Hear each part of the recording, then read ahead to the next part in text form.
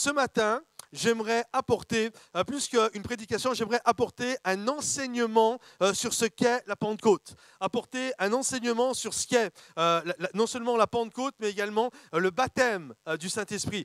Je sais qu'il y a beaucoup de nouveaux qui sont chez nous. Il y a aussi pas mal de personnes nouvelles dans le sens des gens qui nous ont rejoints, mais qui n'ont pas d'arrière-plan, ce que nous on appelle pentecôtistes. Et je vais expliquer les mots barbares peut-être, mais je vais tout expliquer, vous allez tout comprendre. Et je pense que c'est aussi important de profiter d'une date comme celle-ci, pour pouvoir justement apporter quelques éclaircissements, enseignements concernant c'est quoi le baptême du Saint-Esprit, c'est quoi la Pentecôte, c'est quoi toutes ces choses-là.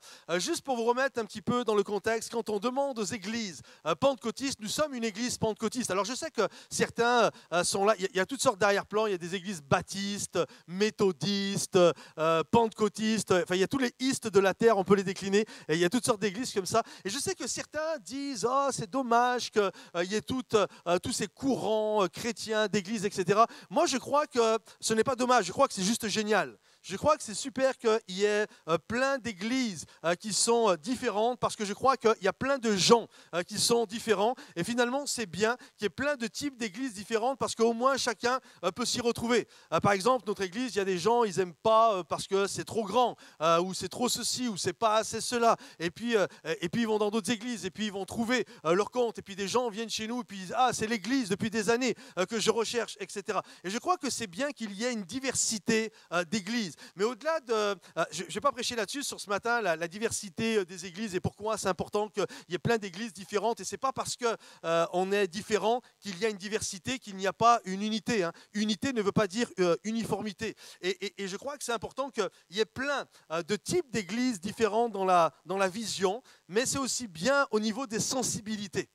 Qu'il y a des églises qui parfois vont être, on va dire, un peu plus intellectuelles, d'autres un peu plus partagées avec aussi les émotions, toutes sortes de choses qui vibrent en nous. Et donc nous sommes une église pentecôtiste. Alors, si je pose la question à quelques pentecôtistes de longue date, je leur dis, c'est quoi, on trouve, l'église pentecôtiste est née où? La plupart des pentecôtistes vont nous dire, l'église pentecôtiste, c'est simple, elle est née le jour de la Pentecôte. Elle est née acte 2. En d'autres termes, c'est nous la vraie église. Quand l'Église a été fondée, c'est nous, c'était l'Église pentecôtiste. J'aimerais vous dire, vous pouvez poser à n'importe qui la question et tout le monde vous dira que son Église tire son origine de Actes au chapitre 2. Qu'on tire tous notre origine de ce jour de la Pentecôte. Et ce qu'on appelle la Pentecôte, les églises pentecôtistes que nous sommes, ça vient d'où?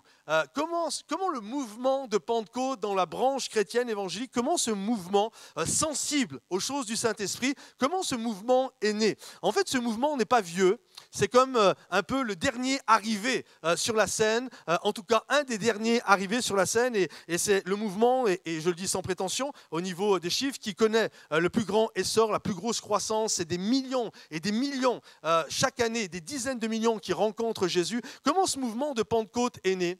Un jour, au début des années 1900, début du XXe siècle, il y a eu un pasteur, professeur, qui s'appelle Charles Parham.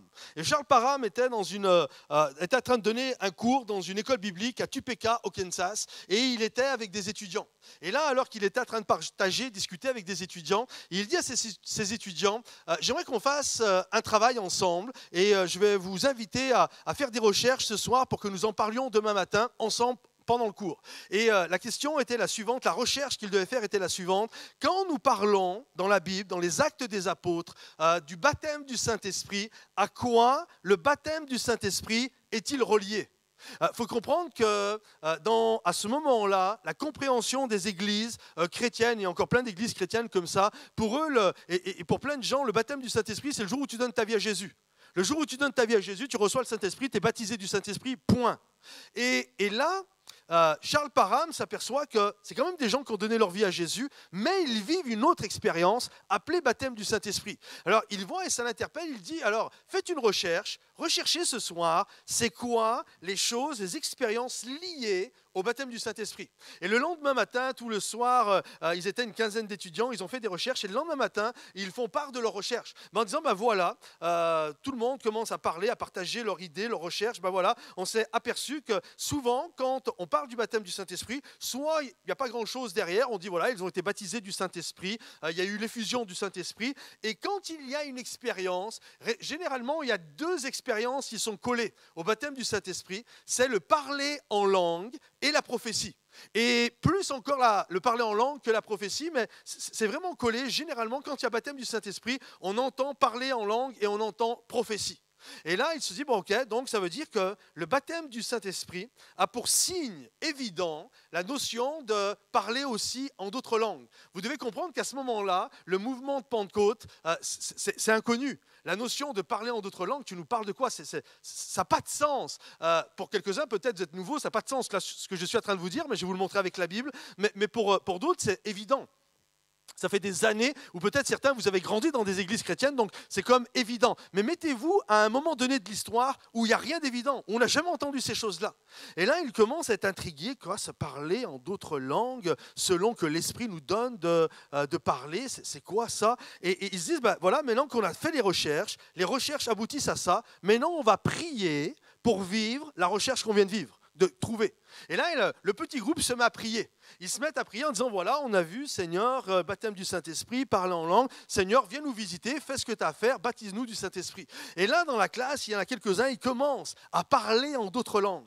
Et pendant ce temps, c'est comme dans les films, pendant ce temps, il y a un jeune Afro-Américain du nom de William Seymour. Et qui, lui, n'est pas dans la classe, il écoute derrière la porte. Il est là, je ne sais pas ce qu'il fait exactement, mais il est derrière la porte et puis il suit ça, il entend le travaux, les recherches que les jeunes ont fait et ça l'interpelle. Et puis d'un seul coup, il regarde, les jeunes sont en train de prier, puis il est curieux, il voit des jeunes qui prient, puis d'un seul coup, il voit quelques jeunes se mettre à parler en d'autres langues, des langues inconnues. Et là, il est bouleversé, il rentre chez lui à Los Angeles et là, il a un petit groupe de prière. Et il prie, il partage avec ce groupe de prière, voilà ce que Charles Parham, voilà les étudiants, voilà ce qui se passe. Et là, le groupe se dit, nous aussi, on va prier pour ça. Et le groupe se met à prier pour être baptisé du Saint-Esprit. Et là, poum, tout le groupe se met à parler en d'autres langues. Et tout le groupe se met à vivre quelque chose au niveau du Saint-Esprit. Et là, il commence à vivre prophétie, des guérisons, des choses incroyables. À tel point que ça fait tellement du bruit, le Saint-Esprit fait du bruit des moments, et là, ça fait tellement du bruit que les gens de leur église, quand ils l'apprennent, même si on leur montre A plus B, que c'est bien écrit dans la Bible, ils se font excommunier de leur église. On les vire, c'est le mouvement de sainteté, ils mettaient extrêmement l'accent sur la pureté du cœur, on ne veut plus de vous, et ils les virent de l'église. Et là, William Seymour se retrouve avec un petit groupe, ils sont 5-6, ils sont ensemble, et sur une rue, la rue Azusa, il trouve un local, il loue le local, et c'est comme ça, en 1906, à Azusa Street, qu'est née la première église pentecôtiste des temps modernes. Et là, ça tellement, parce qu'avec toute la notion du baptême de l'Esprit, vient aussi toute la notion de mission, vient toute la notion d'évangélisation, vient la notion de gagner des âmes, vient la notion de l'urgence avant le retour de Jésus. Et là, ils sont tellement touchés par ça, ils se mettent à gagner des dizaines et des dizaines de personnes. Et cette église commence à faire un bruit pas possible aux quatre coins du monde. Et là, des quatre coins du monde, les gens viennent voir cette église, l'église de William Seymour, ce qu'ils sont en train de vivre.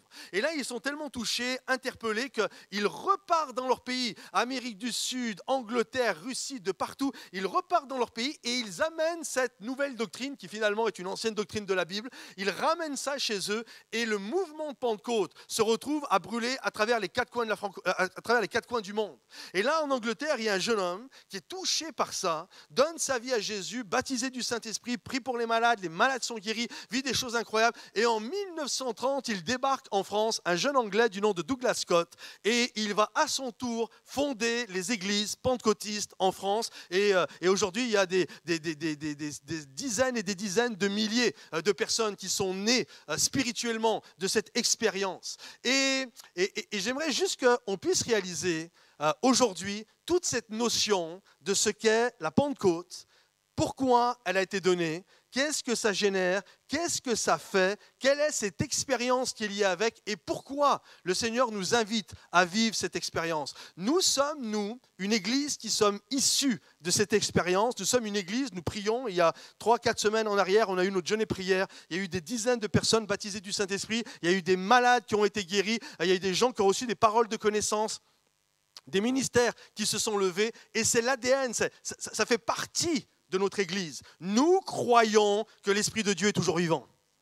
Nous croyons qu'il ne s'est pas caché au ciel avec Jésus, mais nous croyons qu'il est toujours à l'œuvre. Nous croyons que les guérisons qui prennent place, il n'y a rien de magique, ce n'est pas un placebo, ce n'est pas toutes sortes de trucs. On prie pour une personne, au nom de Jésus, quand la personne, alors qu'on n'a rien fait de spécial, juste, Seigneur, tu vois, cette personne vit tel problème, je te prie pour elle, qu'elle soit guérie au nom de Jésus. Et que quand la personne est guérie, c'est la preuve tangible que Jésus est toujours à l'œuvre à travers son esprit.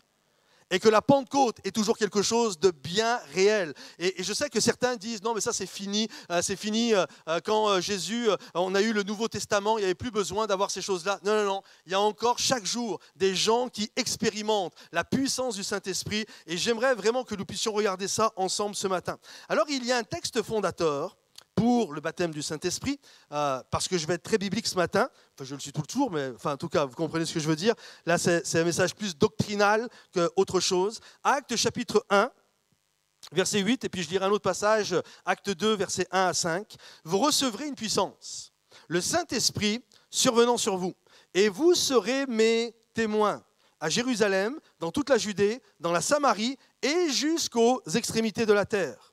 Nous voyons qu'il y a un effet d'onde, de choc. Le jour de la Pentecôte, donc aujourd'hui, date anniversaire, ils étaient tous ensemble, les chrétiens, réunis dans le même lieu. Tout à coup, il vient du ciel un bruit comme celui d'un vent impétueux, et il remplit toute la maison où ils étaient assis. Conséquence, manifestation liée à ça. Des langues, semblables à des langues de feu, leur apparurent, séparées les unes des autres, et se posèrent sur chacun d'eux. Et ils furent tous remplis du Saint-Esprit et se mirent à parler en d'autres langues, selon que l'Esprit leur donnait de s'exprimer. Amen. On voit Jésus qui est là et avant de partir, Jésus va leur demander quelque chose de bien spécial. Il dit, voilà, je veux que vous soyez mes témoins. Mais si vous êtes mes témoins d'une manière naturelle, il ne va pas y avoir vraiment d'efficacité. Si vous faites les choses de manière naturelle, forcément vous allez les faire, mais ça va manquer de puissance. Il dit, avant de partir, Judée, Jérusalem, extrémité, Samarie, extrémité de la terre, attendez de recevoir la puissance. Et une fois que vous aurez reçu la puissance du Saint-Esprit, à partir de ce moment-là, littéralement, cette puissance, c'est le mot dunamis, dont on tire le mot dynamite. À partir du moment où vous allez recevoir cette dunamis, cette puissance, à partir de là, vous allez pouvoir partir aux quatre coins du monde, être des témoins efficaces et puissants pour la gloire de Dieu. Et là, ok, très bien, Pierre, tout le monde est là, et ils se retrouvent ensemble, à un moment donné, dans une pièce, dans ce qu'on appelle une chambre haute, là où Jésus avait pris le repas du Seigneur pour la première fois avec les apôtres, et ils se retrouvent tous là, ils sont un groupe de croyants ensemble, hommes, femmes, et pendant plusieurs jours, ils partagent, ils discutent, ils prient ensemble, ils vivent la communion fraternelle, et à un moment donné, comme on l'a lu, le jour de la Pentecôte, pour eux c'est une expérience nouvelle, ils ne savent même pas ce qui est en train de leur arriver. Ils entendent un bruit, bouh, un vent impétueux, un tonnerre. Et là, d'un seul coup, l'atmosphère se remplit de la présence de Dieu. Et là, d'un seul coup, ils sont remplis du Saint-Esprit, baptisés. Ça veut dire une immersion. Le baptême, c'est ça, une immersion dans la vie de l'Esprit. Et la Bible nous dit, ils se mirent à parler en d'autres langues que la leur. Ils se mirent à parler d'autres langues qui leur échappaient même d'un niveau intellectuel. Et ils se mirent à parler d'autres langues qu'ils ne maîtrisaient pas. Et à partir de là, il y a eu une puissance, une effusion. À partir de là, ils sont repartis dans les rues, ils sont repartis faire du ministère, parler du Seigneur. Et il y a eu un impact incroyable. Plus de 3000 personnes à la fin de la journée ont donné leur vie à Jésus. Il y a une puissance qui est communiquée à travers le baptême du Saint-Esprit. Alors premièrement, ce matin, le baptême du Saint-Esprit, ce qu'il n'est pas et ce qu'il est. Parce qu'il y a beaucoup de mythes concernant le baptême du Saint-Esprit. Ce que le baptême du Saint-Esprit n'est pas, ce n'est pas une expérience pour les meilleurs. Ce n'est pas réservé à une élite spirituelle. Ce n'est pas réservé à l'apôtre Pierre et à l'apôtre Jean. Jésus n'a pas fait de distinction. Il a dit, voilà, vous réunissez tous ensemble et peu importe que toi, Pierre, t'aies marché sur l'eau ou que toi, t'aies pas marché sur l'eau, que toi, tu sois homme, femme, que toi, tu aies 10 ans de plus ou 10 ans de moins, peu importe, vous êtes ensemble et le Saint-Esprit a été donné à tout le monde. Ce n'est pas réservé à une élite. Certains disent « Ah, mais moi, je ne peux pas, tu comprends, parce que dans ma vie, parce que ceci, parce que cela. » On a la liste des 15 raisons de pourquoi ce n'est pas pour nous. La Bible nous dit et nous montre qu'ils étaient tous ensemble. Et tous ensemble, ils ont vécu cette expérience. Le baptême du Saint-Esprit n'est pas une médaille que tu colles sur ta poitrine, comme moi je le mérite. Non, non, absolument pas. Ce n'est pas un fruit, mais c'est un don. Un don et non un fruit. C'est-à-dire c'est un cadeau de la part de Dieu. C'est quoi un fruit? Il y a le fruit de l'esprit. Vous connaissez les composants du fruit de l'esprit? C'est quoi les composants du fruit de l'esprit? L'amour, la patience, la bonté, la paix, la joie, la foi. La foi, d'ailleurs, c'est le seul qu'on retrouve dans le fruit et dans le don. Et c'est ça le fruit. Et généralement, vous savez, un fruit, quand on voit quelqu'un qui manifeste le caractère de Jésus, on peut dire que, waouh, le fruit m'impressionne. Un fruit est impressionnant parce que qui dit fruit, pour obtenir un fruit, il faut beaucoup de travail. Il faut labourer la terre, il faut arracher les mauvaises herbes, il faut arroser, il faut jeter, généralement il faut y aller tous les jours, il faut prendre soin, etc. Un fruit demande beaucoup de travail. D'ailleurs, ceux qui manifestent le caractère de Jésus sont des gens, en règle générale, impressionnants. Ils ont livré totalement leur vie à Jésus. Un don de l'esprit, c'est plus impressionnant au niveau de l'œil, mais c'est moins impressionnant au niveau de ce qu'il faut faire pour l'avoir. Vous savez pourquoi? Parce que pour l'avoir, il ne faut pas faire grand-chose. Pourquoi? Parce que c'est un don. C'est quoi un don? C'est un cadeau. C'est la différence entre un salaire et un cadeau. Quand tu reçois ton salaire au mois de décembre, tu as travaillé pour l'avoir. Mais quand tu reçois un cadeau, tu n'as pas travaillé. C'est un cadeau qu'on t'a fait. C'est un don. Donc le don de l'esprit, c'est un cadeau qu'on te fait. Il n'y a pas toute la notion de j'ai fait ceci, j'ai fait cela, donc je mérite. Ce n'est pas un salaire, c'est un cadeau que Dieu te donne. Comprenez-vous? C'est une bénédiction que Dieu t'accorde. Également, ce n'est pas une finalité, mais c'est le début de quelque chose.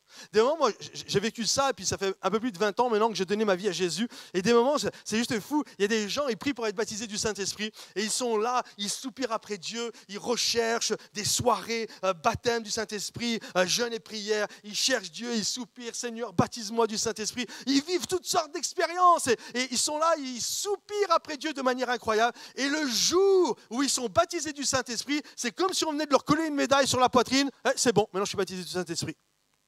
Et c'est quoi la suite? C'est juste que tu parles dans une langue que personne ne comprend? C'est ça le truc? C'est ça le but? Vous comprenez? Et il y a plein de gens, ils sont baptisés du Saint-Esprit, dans le sens, ils parlent de nouvelles langues, ils ont vécu une expérience, mais derrière, il n'y a pas de suite. Or, le baptême du Saint-Esprit n'est pas une finalité. C'est littéralement un départ. C'est quelque chose qui te donne un accès, qui littéralement, c'est comme une clé qui t'ouvre une porte et qui t'amène dans une dimension nouvelle où tu vas pouvoir pratiquer la vie des dons de l'esprit, où tu vas pouvoir pratiquer des choses incroyables qui vont te donner d'avoir de l'impact pour être un témoin. C'est ça.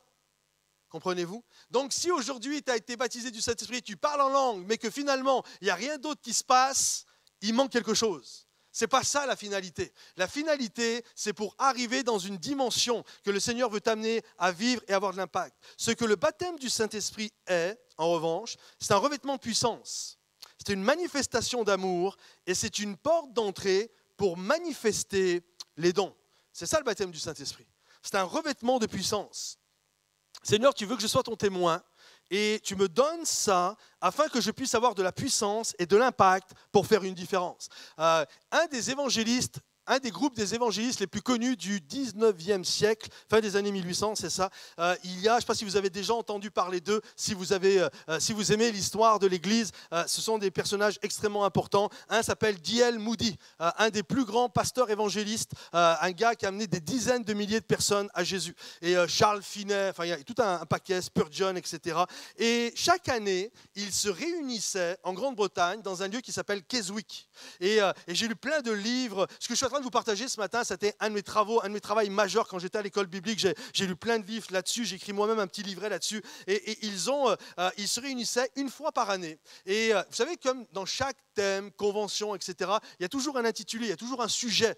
C'est quoi? Le ciel ouvert, c'est devenir un meilleur leader, c'est ceci, cela, etc. Et là, leur thématique à eux, à Keswick, c'était recevoir un revêtement de puissance. Et donc, chaque année, ils se réunissaient et ils priaient là-dessus. Et ce qui est fou, c'est que quand tu connais la vie de Spurgeon, quand tu connais la vie de D.L. Moody, quand tu connais la vie de Charles Finney, c'était juste des gens incroyables. C'était juste des gens, ils prêchaient, ils amenaient des milliers et des milliers de personnes. Moody, pour vous donner un exemple, était pasteur à Chicago et il y avait plus de 4000 personnes qui étaient dans son église. Et là, il y a deux petites grand-mères qui viennent le voir et qui disent « Ah, c'est super, pasteur, mais on prie pour que tu reçoives la puissance du Saint-Esprit. » Et lui, il disait, comprenez ceci, c'est un pasteur d'une église de 4000 personnes, une des plus grandes églises aux États-Unis. Il aurait pu se vexer, mais il a été intrigué. Et à force d'aller dans ces réunions, parce que vous savez, le mouvement de Pentecôte est né en 1906, William Seymour, Charles Parham, je vais parler d'eux, mais vous savez, chaque histoire se bâtit sur l'histoire des autres. Et eux, pour qu'ils en arrivent à cette compréhension qui les a amenés à vivre ce que je vous ai dit tout à l'heure, c'est parce qu'avant eux, il y avait déjà des gens qui se posaient des questions. Comprenez-vous? Et tout ça, c'est Keswick. Ce sont des gens, fin des années 1800, qui se posent ces questions. Et eux, ils ne connaissent pas la notion baptême du Saint-Esprit, parler en langue, ces choses-là. Mais à un moment donné, Moody dit ceci. Il dit qu'il était en train de marcher dans les rues, c'était dans une rue de New York. Il est en train de marcher sur une rue de New York, et puis d'un seul coup, il s'arrête. Littéralement, il se retrouve assis sur le trottoir. Et lui, il le dit dans ces mots-là. Comprenez, c'est pas un pentecôtiste 2017, là. C'est un gars, il ne sait pas que ça existe. Le mouvement de Pentecôte n'existe pas. Et lui, il dit, je me suis retrouvé assis, je ne sais pas ce qui s'est passé, j'étais foudroyé. Et là, d'un seul coup, j'ai senti des vagues du Saint-Esprit sortir de moi et je me suis mis à parler et à dire toutes sortes de choses bizarres. Et il parle, et à partir de ce moment-là, j'ai vécu une expérience tellement puissante. À partir de ce moment-là, mon ministère n'a jamais plus été pareil. Il dit, quand je prêchais toujours le même message. Mon message n'avait pas changé. Je disais toujours que Jésus aime les gens et qu'il est mort à la croix pour eux, etc. C'était toujours le même gars qui prêchait, mais d'un seul coup, il y avait une puissance insoupçonnée qui est venue s'apposer sur mon message, et d'un seul coup, ça commettait une puissance qui s'est libérée. Comprenez-vous? Et c'est quoi le baptême du Saint-Esprit? C'est un revêtement de puissance qui te donne d'avoir un impact dans ton ministère. Qui te donne d'avoir un impact, pourquoi? Pour être un témoin. Ça sert à ça. C'est quoi le baptême du Saint-Esprit? C'est je prie pour recevoir un revêtement afin d'être un témoin. Afin que lorsque je fais du ministère, mon ministère n'est pas juste naturel, mais mon ministère, il y a une puissance surnaturelle qui va commencer à s'effuser à travers ce que je suis en train de faire. Et peu importe le ministère que vous avez. Moi, des moments, je finis de prêcher, des gens viennent me voir en me disant « Pasteur, c'est incroyable, tu viens de raconter ma vie. » Vous comprenez que je ne la connais pas, ta vie, mais le Saint-Esprit la connaît. Comprenez-vous? Et des gens, des moments, vous priez, des gens qui prient pour d'autres personnes, et là, d'un seul coup, il y a des paroles de connaissance, il y a des choses incroyables, et d'un seul coup, des situations se débloquent. C'est la puissance du Saint-Esprit. C'est le baptême du Saint-Esprit qui débloque des situations que, humainement et intellectuellement et psychologiquement, on ne peut pas débloquer nous-mêmes. Mais le Saint-Esprit vient et donne et communique cette puissance afin que les choses changent et afin que les choses soient bousculées. Amen. Alors, qu'est-ce que ce revêtement procure? Deuxièmement, le baptême du Saint-Esprit, à quoi donne-t-il accès? J'ai commencé déjà à amorcer le sujet. Il donne accès aux dons spirituels. C'est-à-dire que le baptême du Saint-Esprit, ce n'est pas juste voilà, j'ai été baptisé du Saint-Esprit, c'est super bien. Non, ça donne accès à des dons spirituels. Vous connaissez les dons spirituels? Donnez-moi des dons spirituels. Pardon? Parole de connaissance, discernement, sagesse, don de guérison, c'est pas tout à fait ça. Amour, non, ça c'est le fruit. La prophétie, ce n'est pas la vision, quoique aussi, il y a du discernement dedans. Le don de guérison, c'est ça et ce n'est pas tout à fait ça. Je vais vous expliquer. Je vous donne la palette de ce qui est écrit. Les dons de l'Esprit Saint. Or, à chacun, la manifestation de l'Esprit est donnée pour l'utilité commune. En effet, à l'un est donné par l'Esprit une parole de sagesse, à un autre une parole de connaissance, selon le même esprit, à un autre la foi, par le même esprit, à un autre le don des guérisons, par le même esprit, à un autre le don d'opérer des miracles, à un autre la prophétie, à un autre le discernement des esprits, à un autre la diversité des langues et à un autre l'interprétation des langues. Alors je les ai listés pour vous, pour que ça soit encore plus simple. Les dons de l'esprit listés: parole de sagesse, parole de connaissance, la foi. La foi, comme je l'ai dit tout à l'heure, c'est le seul qu'on trouve dans le fruit et dans le don. Le don des guérisons, c'est là où je fais une nuance par rapport à ce qui a été dit tout à l'heure. C'est parce que souvent, nous, quand on parle de ça, on dit le don de guérison. Parce que chez les pentecôtistes, c'est quoi le don de guérison? Chez les pentecôtistes que nous sommes, t'es malade, j'ai prié pour toi, au nom de Jésus, hop, et t'es guéri. Ok, c'est ça chez nous. Hein. C'est t'es malade, je sais pas, t'arrives, tu boites, je prie, puis au nom de Jésus, tu boites plus. Et ça, généralement, c'est le seul aspect que l'on a. Sauf qu'en grec, dans le Nouveau Testament, l'original a été écrit en grec, c'est pas le don de guérison, c'est le don des guérisons avec un S. Pourquoi? Parce que dans la Bible, même Jésus lui-même, lorsqu'il guérissait, suivant le type de guérison, c'était des mots grecs différents. Par exemple, je prie tout de suite et au nom de Jésus, sois guéri. Le mot grec, c'est yomai. C'est-à-dire je prie, puis instantanément tu es guéri. Mais dans d'autres termes, c'est le mot thérapeo, où on a tiré le mot thérapie. C'est-à-dire je suis en train de te guérir par la parole. Je suis en train de te donner une parole de guérison qui vient impacter ton cœur et ça te guérit. Si vous avez remarqué, des moments, vous discutez avec des gens et alors que vous êtes en train de parler avec eux, il y a une vie qui est en train de se communiquer dans votre cœur. C'est un don de guérison. C'est moins impressionnant que laisse tomber tes béquilles et marche, c'est vrai, mais c'est quand même un don de guérison pareil. Et dans le grec, il y a 3-4 mots différents, il y a plusieurs types de guérison. C'est pour ça que c'est un don des guérisons. Et c'est plusieurs types de guérisons. Opérer des miracles, prophétie, discernement des esprits, diversité de langues, interprétation des langues, ici. Et juste par rapport à ça, une petite parenthèse. Le parler en langue n'est pas le don en langue. Ce n'est pas la même chose. Parler en langue, c'est je suis baptisé du Saint-Esprit et là, je me mets à parler en langue. Mais ça n'a aucune utilité pour les gens. C'est juste pour moi. La Bible dit que celui qui parle en langue s'édifie lui-même. Or, quand je suis dans l'Église, je recherche l'édification de tous. C'est pour ça que Paul dit dans l'Église, évitez de tous parler en langue, parce que s'il y a quelqu'un qui rentre, ils vont tous vous prendre pour des fous. Et je crois que c'est vrai, si on est tous là, les gens, ils arrivent, ils connaissent rien, et ils ont, eux, là, vous comprenez, ça fait bizarre. Et c'est une différence, je parle en langue pour m'édifier moi-même, et un don en langue. Un don en langue est suivi d'une interprétation, d'une prophétie, d'une parole de connaissance. Et là, ça vise l'utilité de tous, l'utilité commune, pour bénir le peuple de Dieu. Comprenez-vous? Donc quand je parle en langue, je suis juste en train de me bénir tout seul. Et ça, c'est très bon quand j'ai des moments de prière seul. À des moments, je ne sais plus comment prier. La Bible dit l'Esprit intercède à travers vous. Et des moments, c'est bon de prier par l'Esprit de Dieu. Et des moments, c'est bon, des moments, je suis fatigué. Juste le fait de parler en langue, je vous encourage, il y en a qui sont déjà baptisés du Saint-Esprit, vous parlez en langue, vous vous édifiez. La Bible dit le Saint-Esprit vient t'édifier. Mais quand je suis dans l'Église, je recherche des dons qui vont être une bénédiction pour l'Église en entier. Comprenez-vous? Et ça, c'est pour moi, et il y a la notion de pour tous. Alors, et juste comprendre qu'il y a cette notion, c'est pour ça que, par exemple, quand on finit la réunion, j'en profite en même temps, j'y pense pour parler d'eux, c'est pour ça que quand on finit la réunion, par exemple, tout à l'heure, quand on va finir, avoir le café connexion, plusieurs choses, librairie, etc., il y a toujours des gens qui sont là pour prier pour les gens, quand vous avez des besoins. Et pourquoi ces gens sont là? On les connaît, ce sont des gens qui manifestent les dons. Parce que ce sont des gens où nous désirons qu'ils prient pour vous, pour manifester les dons. Je ne veux pas d'une église où c'est du verbiage, c'est-à-dire que tout le monde est là un peu comme des enfants, puis la réalité, il n'y a rien d'autre qui se passe. Le peuple, vous avez le droit qu'à ça. Le reste, c'est nous, le clergé. Non, ce n'est pas ça. Ce qu'on veut, c'est que les gens qui ont reçu des dons de l'esprit et qui sont capables de communiquer des paroles de connaissance, des dons de guérison, etc., que ces gens, au fur et à mesure, on les connaît, on ne met pas n'importe qui. Bien sûr, on veut avoir leur témoignage et qui ils sont et on veut les connaître, mais ce sont des gens qui manifestent les dons après, lorsque vous avez des besoins. Donc tout à l'heure, même si vous avez des besoins, vous désirez qu'on prie pour vous, il y a des gens qui sont là et qui manifestent les dons de l'esprit et qui prient pour vous. Parce que nous croyons que les dons de l'Esprit ont été communiqués pour être une source de bénédiction pour le peuple de Dieu. Amen. Alors le but c'est quoi? Pourquoi ça? Pourquoi les dons? C'est quoi l'objectif? C'est quoi le mobile des dons de l'Esprit? C'est quoi le but?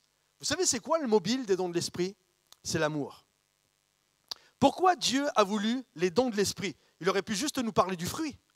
Pourquoi les dons de l'Esprit? Parce que Dieu nous aime tellement qu'il veut faire des choses incroyables dans nos vies. Quand Dieu voit des malades, il veut que l'on prie pour les malades parce qu'ils sont guéris.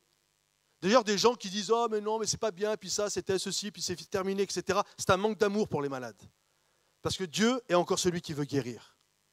Il est encore celui qui veut consoler ceux qui ont le cœur brisé. Il est encore celui qui veut donner une parole de connaissance quand des gens ne savent pas où aller et qu'ils ont besoin de la grâce de Dieu. Des moments, c'est facile de dire « Ah, t'as qu'à lire ta Bible », mais des moments, tu es tellement dans le brouillard, c'est tellement compliqué émotionnellement, intellectuellement, que c'est bon des moments quand Dieu vient nous parler alors que des gens ne connaissent rien de notre situation. Poum, ils ont une parole de connaissance pour nous. C'est l'amour. Les dons de l'Esprit ont été donnés parce que Dieu nous aime. Et qu'il veut guérir, il veut voir des miracles dans nos vies, il veut nous communiquer des paroles de sagesse et des paroles de discernement. Amen. Le Saint-Esprit nous a été donné pour nous unir et non pas pour nous diviser. Moi, c'est terrible des moments, ce n'est pas le cas dans notre église, donc je parle très librement, mais des moments, il y a des églises, les gens se divisent au nom du Saint-Esprit. Ils se divisent. Ouais, bah, parce que moi je vois comme ça, puis toi tu vois comme ça, puis nanana, puis nanana, et puis les gens, ouais, bah, si c'est comme ça, moi je pars, et puis ça commence, et puis il y a toutes sortes de clans. J'aimerais vous dire, le Saint-Esprit n'a pas été donné pour faire des histoires. Le Saint-Esprit nous a été donné par amour de Dieu pour unir et bénir et construire le peuple de Dieu. Mais en aucun cas, le Saint-Esprit, quand quelqu'un vient te voir et au nom du Saint-Esprit t'amène et te colporte toutes sortes de choses qui divisent l'Église, ça n'a rien à voir avec le Saint-Esprit. Même si c'est bien enveloppé avec des beaux versets bibliques. Parce que le Saint-Esprit n'est pas là pour diviser et pour amener de la querelle au milieu du peuple de Dieu, mais il est là pour unir, pour bénir, pour construire. La prophétie, c'est une arme de construction. La Bible nous dit « Saisis la vie à laquelle tu as été appelé et que tu as reçue d'après la prophétie des anciens. » Comprenez-vous? Et les prophéties qui sont là, elles nous construisent. Et c'est ça le désir de Dieu, c'est de nous construire à travers les dons spirituels. Comment pratiquer, troisièmement, je suis en train d'éclater l'horaire, comment pratiquer les dons de l'Esprit? 1 Corinthiens 12, 31 nous dit ceci, c'est Paul qui parle, après avoir parlé, donc 1 Corinthiens 12, tout ce que je vous ai dit tout à l'heure, où il liste les dons de l'Esprit, il dit « Je vais encore vous montrer une voie par excellence. » Quelle est cette voie? J'en ai peu livré tout à l'heure quand même. C'est quoi la voie des dons de l'Esprit pour les pratiquer? C'est l'amour. Parce que le mobile, c'est l'amour. La voie pour les pratiquer, c'est l'amour. Parce que quand j'aime les gens et que je vois un malade, j'ai envie qu'il soit guéri. Comprenez-vous? Et Paul dit, quand tu aimes quelqu'un, l'amour va t'amener à pratiquer les dons, mais l'amour ne va pas t'amener à diviser, à amener de la querelle, mais l'amour va t'amener à bénir et à faire quelque chose d'incroyable. Regardez ce qu'il est dit. 1 Corinthiens 13, ça suit 1 Corinthiens 12, donc la liste des dons de l'Esprit. Quand je parlerai, écoutez bien, la langue des anges, donc on parle des hommes et des anges, donc on parle de la langue intelligente que nous parlons et une langue céleste. Et si je n'ai pas l'amour, la charité, je suis un airain qui résonne, une cymbale qui retentit. Quand j'aurai le don de prophétie, on parle encore des dons de l'Esprit, la science de tous les mystères et toute la connaissance, quand j'aurai toute la foi, jusqu'à transporter les montagnes, donc la foi c'est encore un autre don, jusqu'à transporter les montagnes, si je n'ai pas la charité, si je n'ai pas l'amour, je ne suis rien. Amen. Et puis là, il parle encore d'autres dons, et puis il finit en disant, l'amour excuse tout, l'amour croit tout. Et il y a tout un laïus sur ce qu'est l'amour. Et vous savez, la plupart des gens ne réalisent pas ce passage-là, et ne le lisent pas au don de l'Esprit. D'ailleurs, souvent, ce passage-là, j'ai remarqué, on l'utilise souvent pour parler de l'amour, soit entre nous, soit entre un homme et une femme. D'ailleurs, souvent, des moments dans les mariages, on a 1 Corinthiens 13. L'amour est comme ceci, l'amour est comme ça. Bien sûr, c'est bien, hein, je trouve ça bien, c'est joli dans les mariages, 1 Corinthiens 13. Mais la réalité, ça n'a rien à voir, on ne nous parle pas d'un amour entre un homme et une femme, là. On nous parle de la pratique de l'amour dans les dons de l'Esprit. Comprenez-vous? Pourquoi? Comprenez ceci, c'est que la Bible, quand elle a été écrite, quand par exemple Paul écrivait une lettre, là en l'occurrence la lettre aux Corinthiens, Paul n'a jamais mis des chapitres. Ce sont les théologiens qui ont mis des chapitres et qui ont mis des versets, par souci de repérage. Ils ont fragmenté la Bible, comme ça quand nous recherchons un passage, c'est beaucoup plus rapide et c'est beaucoup plus simple. Imaginez que là je vous dise, ouvrez vos Bibles dans la lettre que Paul a écrite aux Corinthiens et trouvez le mot, on va commencer avec le mot « voici ». Trouvez le mot « voici ». Comment je fais pour trouver ça? Donc on a mis des chapitres et on a mis des versets. Et c'est bon les chapitres et les versets, à condition que ça ne divise pas la pensée thématique.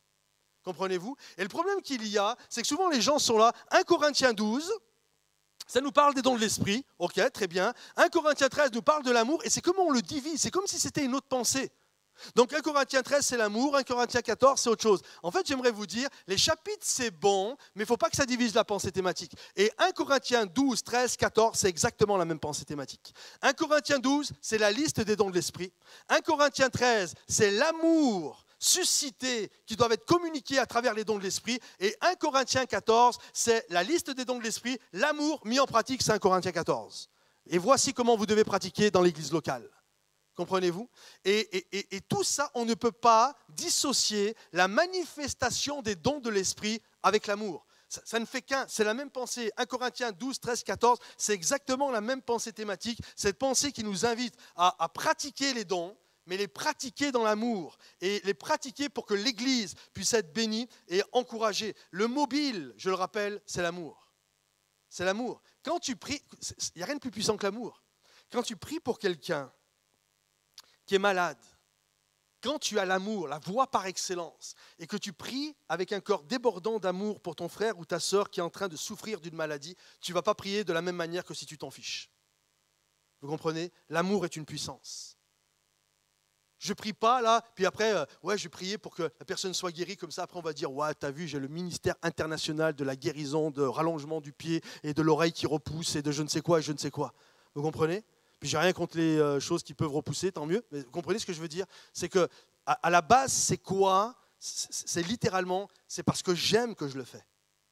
Je vais vous montrer une voie par excellence, l'amour. Et parce que j'aime la personne, je pratique les dons de l'esprit. Je ne peux pas lui dire à cette personne qui est en train de souffrir, « Ah, tu aurais dû naître au 1er siècle parce qu'il y avait encore les dons de l'esprit, maintenant c'est terminé pour toi. » Tant pis. Non. Parce que je l'aime, je crois que Dieu est capable d'agir dans sa vie. Et je prie par amour. Après, Dieu est souverain de toutes choses, mais je prie par amour. Et je crois que Dieu est capable de se manifester. Amen. Quatrièmement et dernièrement, et je finis avec ça, un ministère avec une puissance surnaturelle. Je vais demander à Joseph si tu peux revenir, s'il te plaît. Un ministère avec une puissance surnaturelle. Écoutez ceci, Jésus n'a pas commencé son ministère avant ce revêtement de puissance. L'Église n'a pas commencé son ministère avant ce revêtement de puissance. Amen. Quand Jésus est apparu à l'âge de 30 ans et qu'il a commencé son ministère public, juste avant, les jours qui ont précédé, la Bible nous dit que Jésus est arrivé vers Jean pour être baptisé par lui.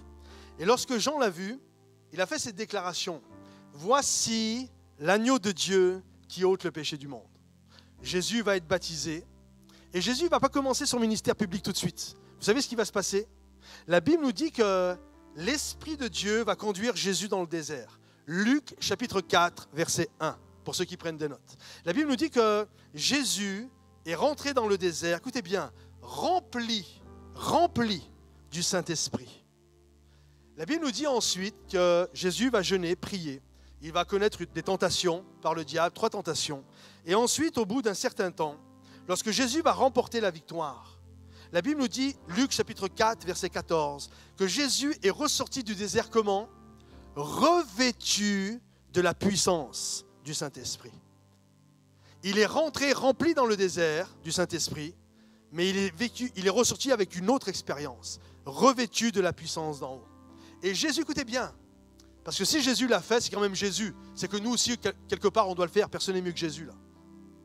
Si Jésus a refusé de démarrer son ministère public, tant qu'il n'avait pas reçu ce revêtement de puissance, j'aimerais vous dire, à combien plus forte raison, nous-mêmes, on doit chercher ce revêtement de puissance pour accomplir l'appel que Dieu a pour nos vies. Lorsque l'Église, Jésus allait être enlevé, et que les gars, j'imagine Pierre, il devait être dans les starting blocks. C'est bon Jésus, on va aller gagner la terre pour toi. Jésus va lui dire quoi ? Wow, calme-toi, tranquille, calme-toi. Restez ici avec tout un groupe.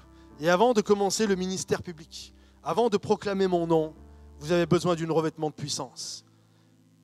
Actes chapitre 1, verset 8. Et vous recevrez une puissance, le Saint-Esprit survenant sur vous. Et vous serez, le mot puissance, ici le Saint-Esprit c'est dunamis, le mot dynamite, qui a donné le mot dynamite. Vous allez recevoir une dynamite, une puissance, parce que le Saint-Esprit c'est une personne, mais c'est aussi une puissance. Vous allez recevoir un revêtement de puissance. Et quand vous allez recevoir ce revêtement de puissance, alors après, vous allez être mes témoins à Jérusalem, en Judée, en Samarie, jusqu'aux extrémités de la terre. Et qu'est-ce que les apôtres ont fait? Ils ont attendu. Ils se sont mis dans la chambre haute, ils ont attendu. Et le jour de la Pentecôte que nous célébrons aujourd'hui, le Saint-Esprit est survenu sur eux.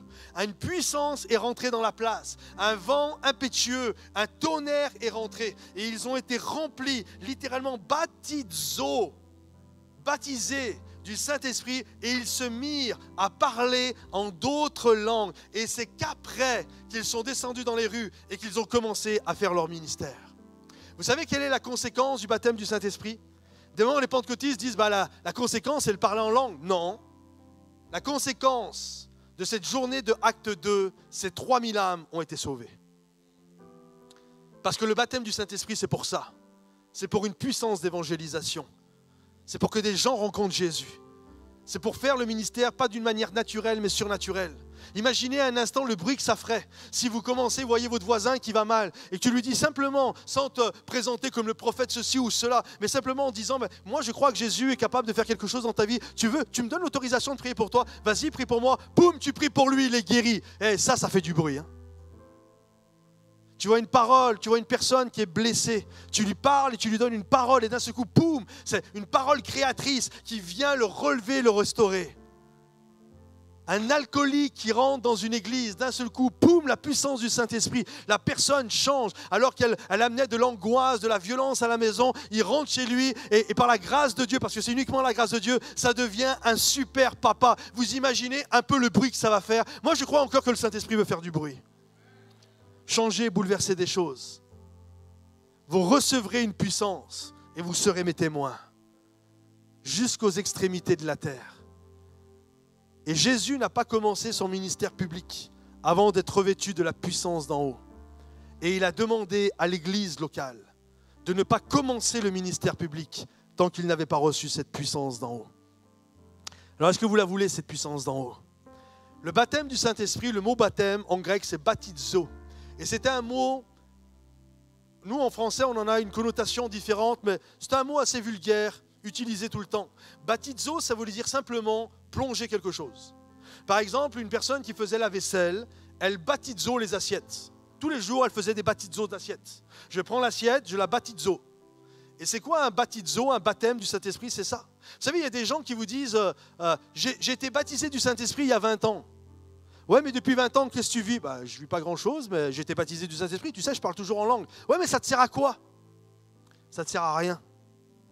On a besoin d'être baptizo, moi je crois, tous les jours. Je sais que dans la notion française, par exemple, quelqu'un qui prend l'avion, on va dire c'est son baptême de l'air. C'est toujours la notion, c'est la première fois. Mais pas dans la Bible. Dans la Bible, baptizo, c'est un mot vulgaire qui voulait dire simplement mettre quelque chose sous immersion. Donc si tu as été mis sous immersion il y a 10 ans, 6 mois, 1 an de ça, mais que tu n'es plus actuellement sous immersion, tu as encore besoin d'être baptizo aujourd'hui. Vous comprenez? Actes chapitre 4, alors qu'ils avaient tous été baptizo, tous étaient baptisés du Saint-Esprit. À un moment donné, ils ont senti toutes sortes de pressions. Ils sont retournés dans une pièce, ils se sont mis à prier. La terre s'est mise à trembler. Ils furent tous de nouveau baptizo et ils retournèrent annoncer la parole de Dieu avec assurance. On a besoin d'être baptizo tout à nouveau. Que tu aies déjà été baptizo, j'aime bien dire ce mot, ou pas, on a besoin d'être immergé. C'est une immersion. Ça ne fait pas de nous les meilleurs, ce n'est pas le fruit de l'esprit, mais ça nous donne une puissance. Et parce que nous aimons les gens, nous voulons cette puissance pour qu'un plus grand nombre rencontre Jésus. Que les malades soient guéris, que les captifs soient délivrés, que des paroles de connaissance, de sagesse et de foi et de miracles puissent être communiquées et que la gloire de Dieu se manifeste. Amen. Est-ce qu'on peut se lever à notre place? Juste un instant, j'ai invité toute l'équipe de louange à revenir. Et juste là où nous sommes, juste si tu peux lever la main, si tu peux lever tes mains devant le roi des rois, juste demander au Seigneur, viens m'immerger ce matin. Viens me remplir ce matin. Viens comme au premier jour lorsque je t'ai rencontré, Seigneur mon Dieu. Je réalise que être rempli du Saint-Esprit est une expérience, mais je veux vivre une seconde expérience. Ce baptême, cette immersion. Avant, Seigneur, pour avoir un impact, Seigneur, Seigneur mon Dieu, je veux être capable de prier pour que des gens puissent être guéris. Seigneur mon Dieu, alors que je veux aider des gens, alors que je veux encourager des gens, je te prie, Seigneur mon Dieu, de me donner des paroles de connaissance. Je ne veux pas faire juste de la psychologie humaine, Seigneur mon Dieu, mais je veux que le Saint-Esprit soit mon partenaire. Lorsque j'aide, lorsque je prie, lorsque je parle avec les gens, je veux qu'il soit mon partenaire d'évangélisation. Lorsque je suis dans mon environnement, avec mes voisins, sur mon lieu de travail, je prie, Seigneur mon Dieu, que des hommes et des femmes dans ce lieu puissent vivre un temps d'immersion dans ta présence, Seigneur, afin de vivre une dimension insoupçonnée jusqu'à maintenant, Seigneur mon Dieu. Alors que les têtes sont courbées, j'aimerais faire un appel ce matin. Tous ceux qui n'ont pas été encore baptisés du Saint-Esprit et qui désirent rentrer dans cette dimension ce matin. Et puis peut-être d'autres personnes. Vous avez été baptisés du Saint-Esprit, mais ça fait des années, des mois. C'est juste devenu une date symbolique, un anniversaire que vous célébrez de temps en temps, mais concrètement, il ne se passe plus grand-chose aujourd'hui. Et aujourd'hui, Dieu veut te faire redémarrer, t'immerger de nouveau, te faire rentrer en immersion totale ce matin, afin de vivre quelque chose de nouveau, afin qu'un souffle nouveau vienne sur ta vie, afin que tu puisses être encouragé, fortifié, afin que ta vie prenne un départ incroyable dans ce que Dieu a prévu pour toi. Juste là où tu es, je t'invite à lever la main à ta place, j'aimerais prier pour toi. Il y a des mains partout à travers ce lieu qui se lèvent, encore d'autres mains qui se lèvent, encore d'autres mains. Je vais vous inviter à sortir de vos rangs et venir sur le devant. Quittez vos rangs, venez sur le devant. Approchez-vous, on va prier. J'ai demandé aux équipes de prière de venir, aux leaders de l'église de venir prier pour les gens qui s'approchent, les responsables des groupes de maison, équipes d'intercession, prière. Venez, on va prier. Approchez-vous, approchez-vous. Bloquez pas l'allée.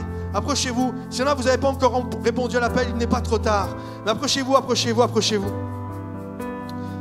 J'ai invité les leaders, épouses de pasteurs, responsables des groupes de maison, équipe de prière. On va prier pour vous ce matin.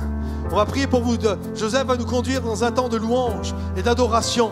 Et pendant ce temps, je ne veux pas qu'on soit des spectateurs au fond, mais juste que ce lieu devienne littéralement un lieu d'adoration, un lieu de prière, un lieu où la gloire de Dieu va se manifester. Alors ce matin, qu'on soit tous acteurs. Tu as été baptisé du Saint-Esprit, c'est génial. Adore Dieu, qu'il y ait une atmosphère de louange et d'adoration. Tu n'as pas encore été baptisé du Saint-Esprit, viens sur le devant. On va prier pour toi pour que la gloire et la grâce de Dieu se manifestent. Alléluia.